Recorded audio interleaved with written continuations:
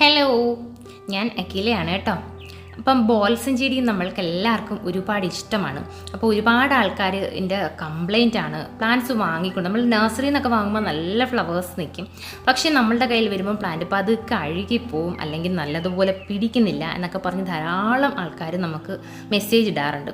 അപ്പോൾ അങ്ങനെയുള്ള ആൾക്കാർക്ക് വേണ്ടിയിട്ടാണ് ഞാൻ ഈ ഒരു വീഡിയോ ഷെയർ ചെയ്യുന്നത്. അപ്പോൾ നമ്മൾ ഏതൊരു പ്ലാന്റ് കൊണ്ടുവന്നാലും നല്ല രീതിയിലൊരു പോട്ടിങ് കൊടുത്തിട്ട് നമ്മൾക്ക് ആ ഒരു പ്ലാന്റ് നട്ട് വെക്കണം.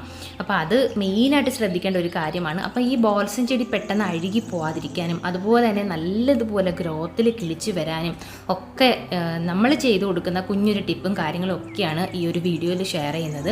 അതിനു മുമ്പേ നമ്മുടെ ചാനലിൽ വരുന്ന പുതിയ കൂട്ടുകാർ ധാരാളമുണ്ട്, സബ്സ്ക്രൈബ് ചെയ്യാൻ മറക്കരുത് കേട്ടോ. വീഡിയോ കണ്ടു പോകുന്ന ഒരുപാട് ആൾക്കാരുണ്ട്, അപ്പം അവർ സബ്സ്ക്രൈബ് ചെയ്യാനോടെ മറക്കരുത് കേട്ടോ. അപ്പോൾ അങ്ങനെയൊക്കെ ഉണ്ടെങ്കിൽ നമ്മൾ പുതിയ പുതിയ പ്ലാന്റ്സിൻ്റെയും അല്ലെങ്കിൽ ഫ്ലവേഴ്സിൻ്റെയും ഒക്കെ വീഡിയോസൊക്കെ ഷെയർ ചെയ്യുമ്പോൾ നിങ്ങൾക്കത് യൂസ്ഫുള്ളായി കിട്ടത്തുള്ളൂ കേട്ടോ. പിന്നെ അതുകൂടാതെ നമുക്ക് ഈ ഡെൻഡ്രോബിയം ഓർക്കിഡ്സിൻ്റെ കോംബോ സെയിൽ കഴിഞ്ഞിട്ടില്ല. അപ്പോൾ ഇതാണ് കളേഴ്സ്, 15-20 കളേഴ്സ് നമുക്കിപ്പം അവൈലബിൾ ആണ്.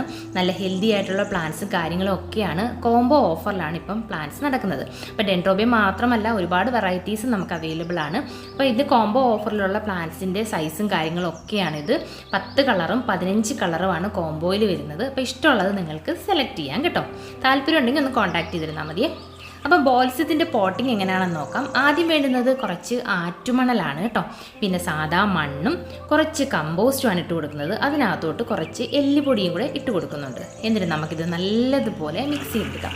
ഞങ്ങൾ ഈ ഒരു പോട്ടിങ് മിക്സാണ് എല്ലാ പ്ലാന്റ്സിലും നമ്മുടെ ബോൾസും ചെടി അതുപോലെ തന്നെ നമ്മുടെ എന്താ പറയുന്നത് ജമന്തിയിലൊക്കെ യൂസ് ചെയ്യുന്നത്. നല്ല ഗ്രോത്തിൽ പ്ലാന്റ്സ് കിളിച്ച് വരും.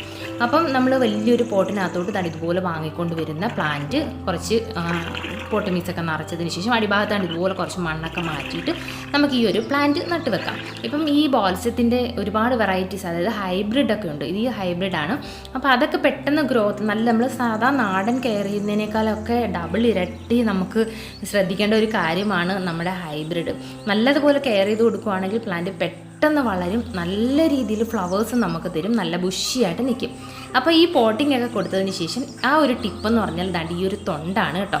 ഇതുപോലെ തൊണ്ട് വെച്ച് കൊടുക്കണം. തൊണ്ട് വെച്ച് കൊടുത്താലുള്ള ഗുണം എന്ന് പറഞ്ഞാൽ ഇതിൻ്റെ റൂട്ട്സൊക്കെ നമ്മുടെ തൊണ്ടിനകത്തോട്ട് കവറായിട്ട് പുതിയ തളിർപ്പ് മീൻസ് പുതിയ തൈകൾ വരാനും പ്ലാന്റ് പെട്ടെന്ന് ഗ്രോത്ത് ആവാനും ഒക്കെ സഹായിക്കും.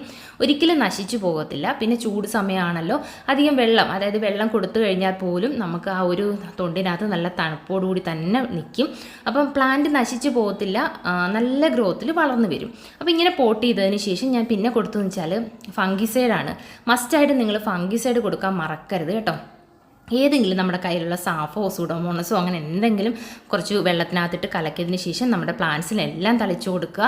അതുപോലെ തന്നെ നമ്മൾ പോട്ട് ചെയ്യുന്ന ഏതൊരു പ്ലാന്റ് ആയാലും അതിനകത്തെല്ലാം ഒഴിച്ചു കൊടുക്കാൻ മറക്കരുത്. കാരണം എന്തെങ്കിലും ഫംഗലോ കാര്യങ്ങളോ ഉണ്ടെങ്കിൽ അത് പോകാൻ വേണ്ടിയിട്ടാണ്. കാരണം നമ്മൾ വെള്ളം ഒഴിക്കുമ്പം അതും ഈ ഒരു ഫംഗലെല്ലാം കൂടി ഇരുന്ന് പെട്ടെന്ന് അല്ലെങ്കിൽ പ്ലാന്റ് അഴുകിപ്പോവും. അതുകൊണ്ടാണ് ഫംഗിസൈഡ് കൊടുക്കാൻ പറയുന്നത്. അപ്പോൾ മസ്റ്റായിട്ടും ട്രൈ ചെയ്തിട്ട് ഫീഡ്ബാക്ക് പറയാൻ മറക്കരുത് കേട്ടോ.